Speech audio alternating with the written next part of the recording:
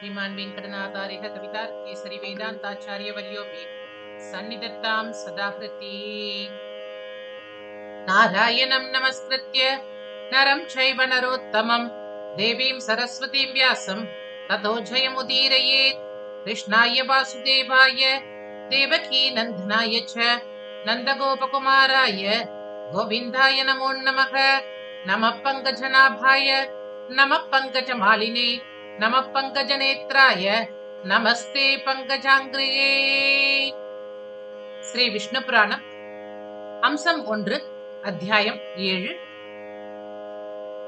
श्रीपराशर उवाच ततो विद्यायतस्तस्य जज्ञिरे मानसा प्रजाः तच्छरीरसमुत्पन्नैर्कार्यैस्तैर्करणैः सह क्षेत्रज्ञा समवर्तन्त गात्रेभ्यस्तस्य धीमतः।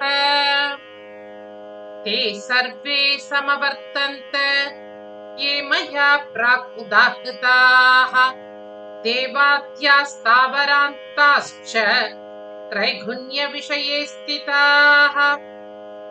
एवं भूतानि सृष्टानि चराणि स्थावराणि च यदास्यता प्रजा सर्वा न व्यवर्तन्त धीमतः। अथान्यान् मानसान् पुत्रान् सदृशान् आत्मनो सृजत्। இதுல முதல் வரியில யதாஸ்ய அப்படிங்கிறதுக்கு பதிலா சில புத்தகங்கள்ல ததாஸ்ய அப்படிங்கிற பாடபேதம் இருக்கு. ருகும் புலஸ்த்யம் புலகம் க்ரதும் அங்கிரசம் ததா மரீச்சிம் தக்ஷம் அத்ரிம் ச வசிஷ்டம் சைவ மானசான் நவ பிராமண இத்யேதே புராணே நிச்சயம் கதாः ख्यातिं भूतिं च सम्भूतिं क्षमां प्रीतिं तथैव च सन्नतिं च तथैवोर्जाम् अनसूयां तथैव च प्रसूतिं च ततः सृष्ट्वा ददौ तेषां महात्मनां पत्न्यो भवत्वम् इत्युक्त्वा तेषाम् एव तु दत्तवान्। अनन्दनादयो ये च पूर्वसृष्टास्तु वेदसा न ते लोकेष्व सञ्जन्त निरपेक्षा प्रजासुखे। இதுல நதே லோகேஷ்வ அசுருஜ்யந்த அப்படின்னு ஒரு பாடபேதம் இருக்கு. சர்வதேவ்யாகத ஞானா வீதராகா விமத்சராः தேஷ்வேவம் நிரபேசேக்ஷு லோகசிருஷ்டௌ மகாத்மனः। ब्रह्मणो भून्महान् क्रोधस्त्रैलोक्य दहनक्षमः तस्य क्रोधात् समुद्भूत ज्वालामालापि दीपितम्। ब्रह्मणो भूत्तथा सर्वम् त्रैलोक्यम् अखिलम् मुने। भृगुटी कुटिलात् तस्य ललाटात् क्रोधदीपितात् तमुत्पन्नस्तथा रुद्रो मध्याह्नार्कः समप्रभः।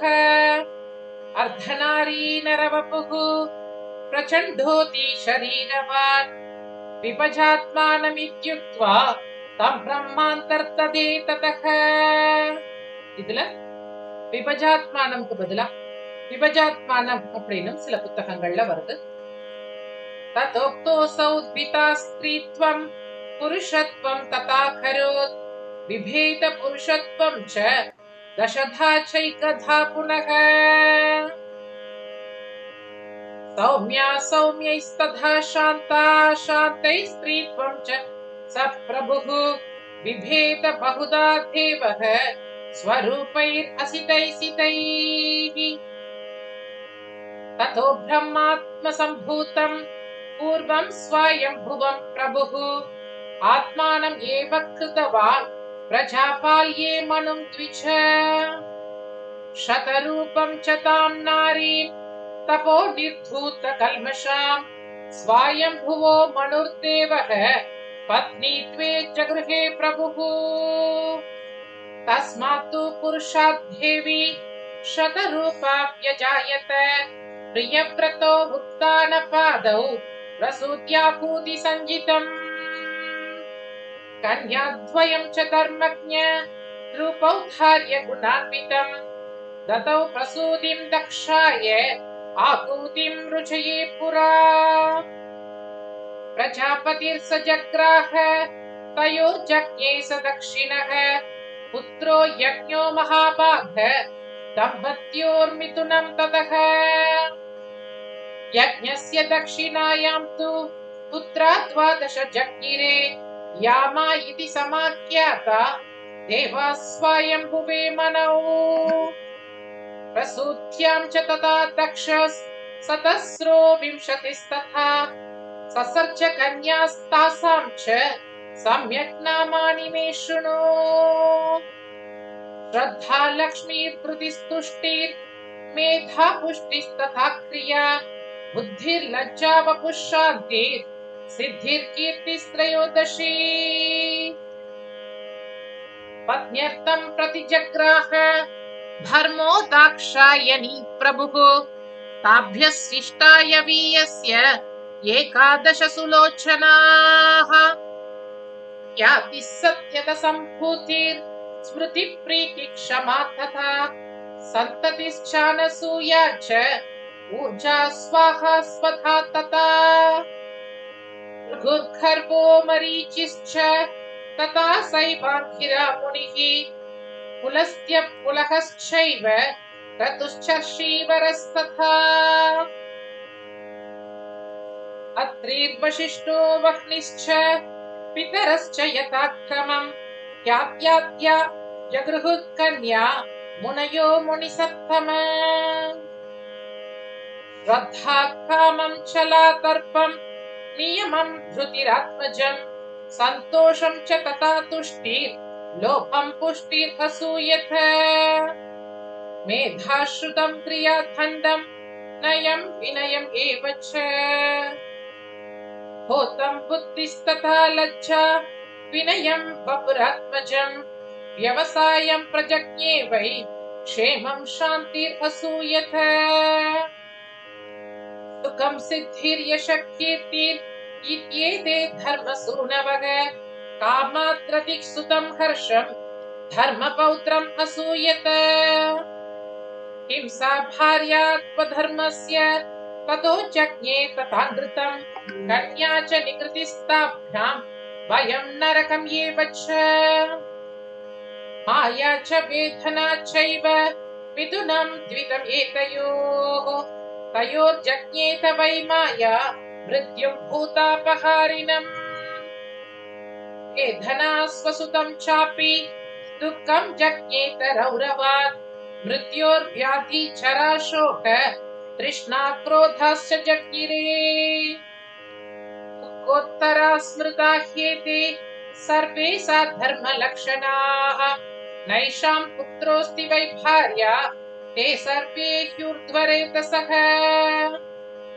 रौद्राण्येतानि रूपाणि विष्णोर्मुनिवरात्मज नित्यप्रलयहेतुत्वं जगतोऽस्य प्रयान्ति वै दक्षो मरीचिरद्रिश्च दृग्वाद्याश्च प्रजेश्वराः जगत्यत्र महाभाग नित्यसर्गस्य हेतवः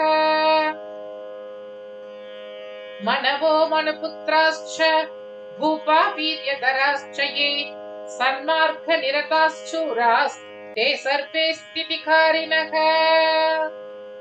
श्रीमैत्रेय उवाच एयं नित्या स्थितिर्ब्रह्मन् नित्यसर्गस्थितिरितः नित्याभावश्च तेषां वै स्वरूपं मम कथ्यताम् श्रीपराशर उवाच सर्गस्थितिविनाशांश्च भगवान् मधुसूदनः तैस्तैरूपैरचिन्त्यात्मा करोत्यव्याहतो विपुः नैमित्तिकप्राकृतिकः तथैवात्यन्तिको द्विज नित्यश्च सर्वभूतानां प्रलयोऽयं चतुर्विधः ब्राह्मो नैमित्तिकस्तत्र शेतेयं जगतीपतिः प्रयाति प्राकृतेच्छैव ब्रह्माण्डं प्रकृतौ लयम्. இதுல சேதேயம்க்கு பதிலா யட்சேதே ஜெகதிபதிஹி அப்படின்னு சொல்லி ஒரு பாடபேதம் வருது. ஞானாத் ஆத்யந்திக ப்ரோக்தோ யோகின பரமாத்மனி நித்ய சதைவ பூதானாம் யோ விநாசோ திவானிஷம் பிரசூதிர் பிரகிருதேர்யாத்து சா சிருஷ்டிர் பிராகிருதா ஸ்மிருதா दैनन्दिनी तथा प्रोक्ता यान्तर प्रलयाधनो भूतान्यनुदिनं यत्र जायन्ते मुनिसत्तम नित्य सर्गो हि सप्रोक्तः पुराणार्थविचक्षणैः एवं सर्वशरीरेषु भगवान् भूतभावनः संस्थितः कुरुते विष्णोः उत्पत्तिस्थितिसंयमान् सृष्टिस्थिति विनाशानां शक्तयः सर्वदेहिषु वैष्णव्य परिवर्तन्ते मैत्रेयाहर्निशं समाः गुणत्रयम् अयं ह्येतत् ब्रह्मन् शक्तित्रयं महत् योधियातिशयात्येव परं नावर्तते पुनः इति श्रीविष्णुपुराणे प्रथम अंशे सप्तमोऽध्यायः सम्पूर्णम्। सर्वत्र गोविन्द नाम संकीर्तनम्। गोविन्द गोविन्द। श्री हरिये नमः।